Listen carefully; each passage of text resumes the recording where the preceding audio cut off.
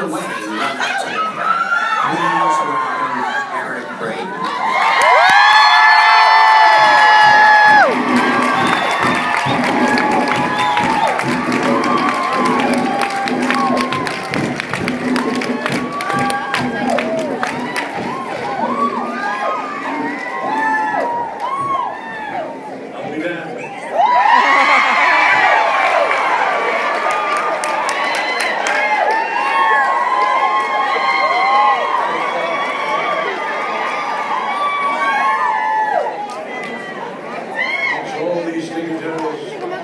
Governors and mayors and senators, politicians and commissioners, what the hell am I doing here?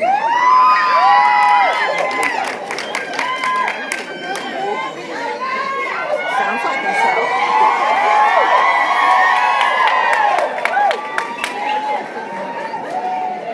I won't know what to talk about when I came here. The reason I accepted the invitation, to be quite frank with you, is because I've been very impressed all these years with what Dr. Martin Luther King meant. I come from a country that unleashed through the most cataclysmic wars mankind has ever seen. As a consequence of the Second World War, nearly 70 million people died. That is hard to wrap one's head around. I'm a little older. I'm young, still restless. I'm old enough to remember where I was born. I was born in a city over which they threw 500,000 bombs. A city that was 96% destroyed. That was one city in Germany. That same percentage applied to most cities in Germany. I was born in 1941. My first 4 years in life were spent in the basement.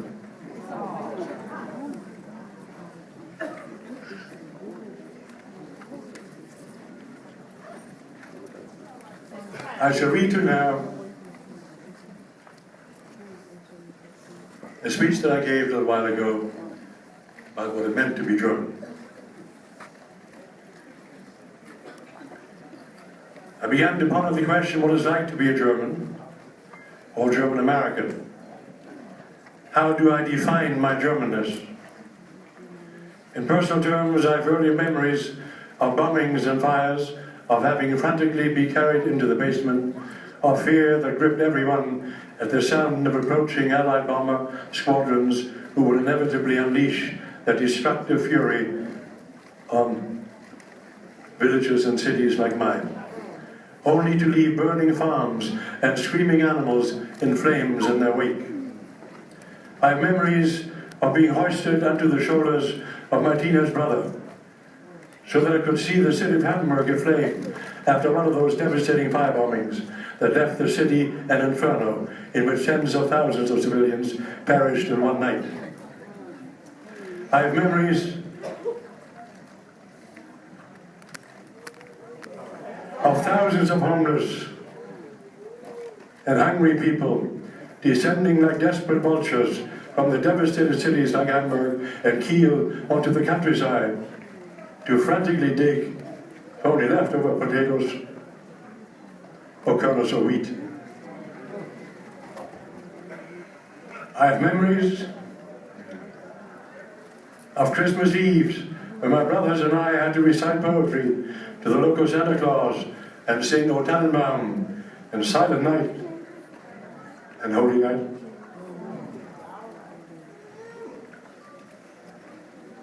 And only then could we get our present, a pair of shoes perhaps, which would have to last to next Christmas. I have memories of makeshift ice hockey games on frozen ponds and soccer games with pig bladders because we couldn't afford a real ball. Memories of a beloved father suddenly dying, of long bicycle excursions through beautiful countryside, of hard work on farms and school benches, of teachers who had come back from the Russian front with no leg or one arm and great bitterness.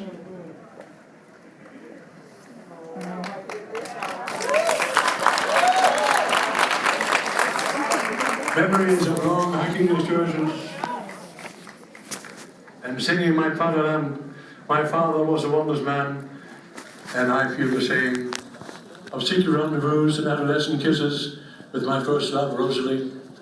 That was before Mickey. Of my mother saying, we can't afford that. And my brothers and I were coveting a pair of soccer shoes in the store window. When I think of my hard-working, proud mother and father, who experienced the two most cataclysmic and devastating wars in the history of mankind, and who each time had to start with nothing. I remember dancing school, and waltzing, and doing the tango, and Elvis Presley, and Louis Satchmo Armstrong. And I remember leaving it all behind one day in May when I was 18. While standing aboard the ocean liner Hanseatic, waving goodbye to my family, while the orchestra was playing Boy Come Back Soon.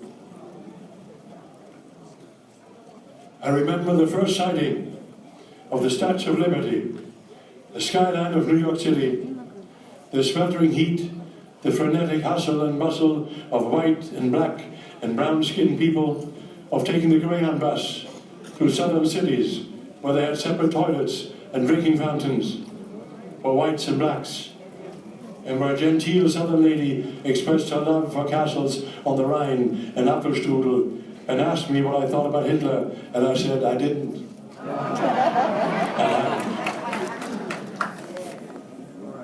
I remember fulfilling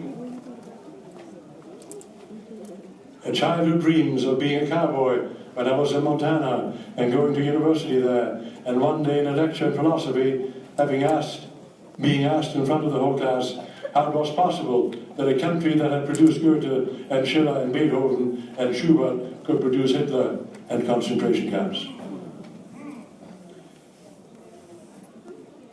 I was 18 then and couldn't answer. I remember the experience that left an indelible mark in my brain, and heretofore innocent German heart.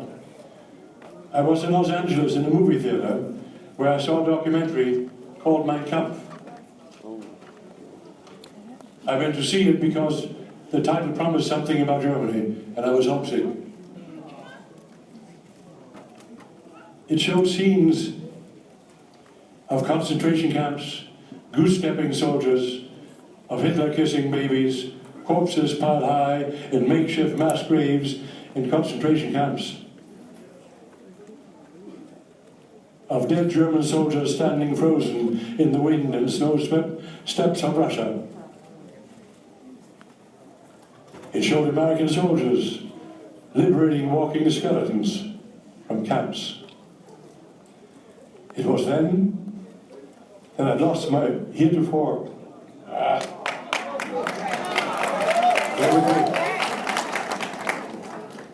It was then I had lost my innocence, and no one was there to explain or quiet my deeply felt senses of anger and betrayal and shame. Had my beloved mother and father been part of that? They just couldn't have been. And yet I remember sending letters filled with anger and bitterness and inexplicable disappointment to my mother. My father died when I was 12 years old. I remember later playing for a Jewish soccer team called the Maccabees, and I fought hard for them, perhaps in the vain hope of atoning for the sins committed by some members of my parents' generation. I met Jews from Hamburg, a village in Hessen from Cologne, Jews who had left in the 30s and who had seen more German in their old-fashioned ways and attitudes than I did. I met Jews who accepted me because I was too young, and Jews who did not accept me because I was German, and Jews who talked nostalgically of their favorite pre-war soccer teams of Frankfurt and Dresden and Hamburg, or reminisced bitterly about the insidious ways of anti-Semitism. I met a German who called me a traitor because I played for a Jewish team, and I remember an Israeli teammate who talked like a racist about blacks and was suspicious of me because I was German. I remember my first agent in Hollywood, a Jew, who was kind-hearted and helpful and gave me my first break in this tough business of acting. I recall Americans coming up to me when I played Captain Dietrich on the Rat Patrol. Long time ago. Saying to me, I wish you Germans had won the war and we wouldn't have to worry about the damn Russians. I remember fighting with producers on how to play my role in the Rat Patrol. They wanted an eye patch and a lip, so as to perpetuate the stereotypical image of German soldier. And I insisted on playing the Rommel-like figure as a human being, with dignity, because the German soldier of the Wehrmacht who came back from Russia, from the Russian front, was decent and brave and tough, and fought for his country just like any other soldier. I remember a conversation with my fellow actor from Germany, Kurt Jürgens, on the way to the theater in New York, where I played his son in a Broadway play. And he thought I should go back to Germany because in America I would play nothing but those damn Nazi roles. And I said it may take a while, but I was determined to help destroy their caricature.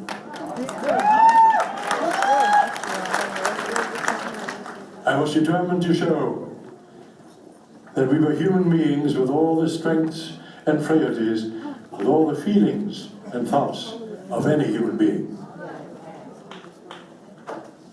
I remember my son coming home from grade school one day and telling me that he had been called a Nazi and asking me what that meant. And I remember my trying to explain something I'd taken years to study and understand to a little boy.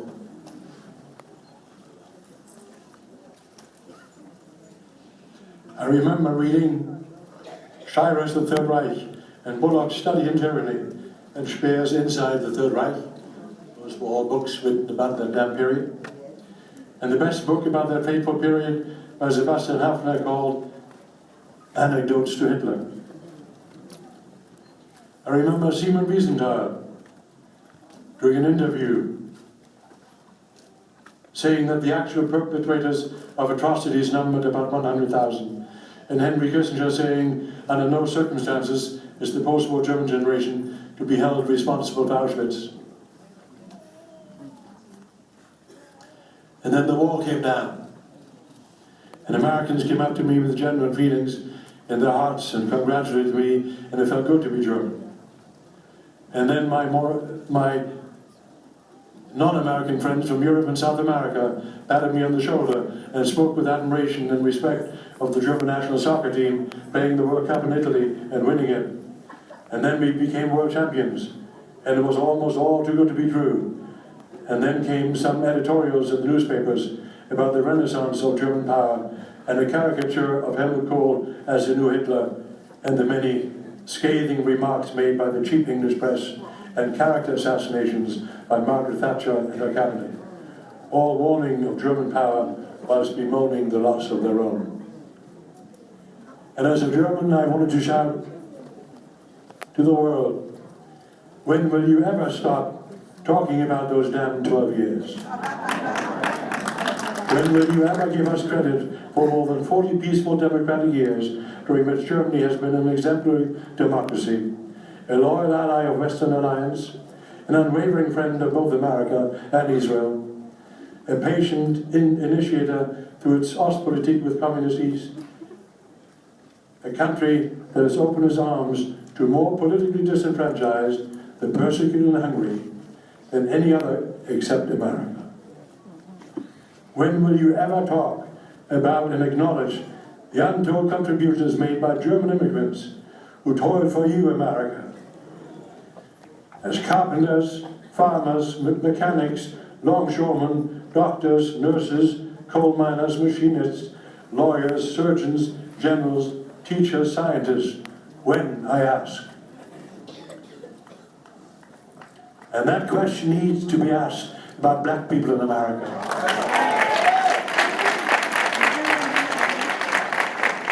And that is why I see a parallel.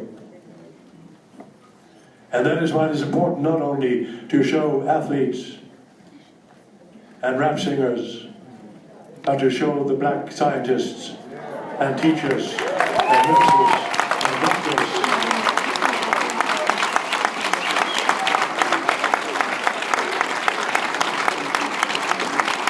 And people who have worked their fingers to their bones for this country, who have fought in foreign wars for this country.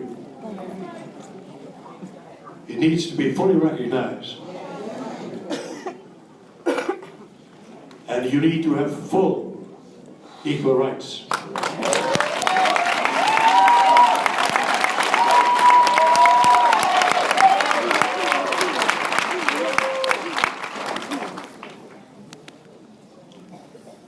I then continue and said, it will happen when German immigrants and Americans of German descent start talking about it, and when we start addressing the issues that concern us, when we have dialogue amongst ourselves and with those who mistrust us.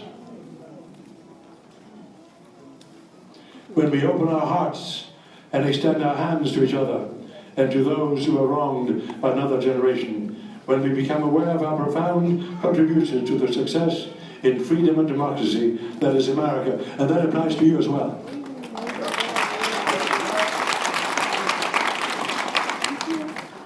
For that purpose, a few friends of mine and I created the German-American Cultural Society, Los Angeles, and we want to preserve the histories of German Americans and their immigrant ancestors, be they Catholic or Protestant or Jew. Our formerly divided Germany has become one again. Let us not forget Ronald Reagan and Bush, Baker and Mitterrand, Kohl and Genscher, Gorbachev and Shevardnadze, who made the seemingly impossible a reality, and the thousands of brave East Germans who courageously cried out for freedom, as you and Martin Luther King have cried out for freedom.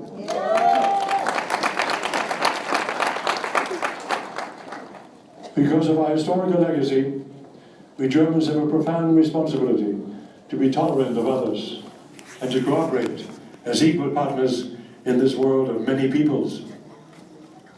Today, let us remember the many positive contributions the Germans have made to mankind. What does it mean to be German? It means that we are part of the community of mankind with a specific and complex heritage, and I'm proud of that heritage. Thank you.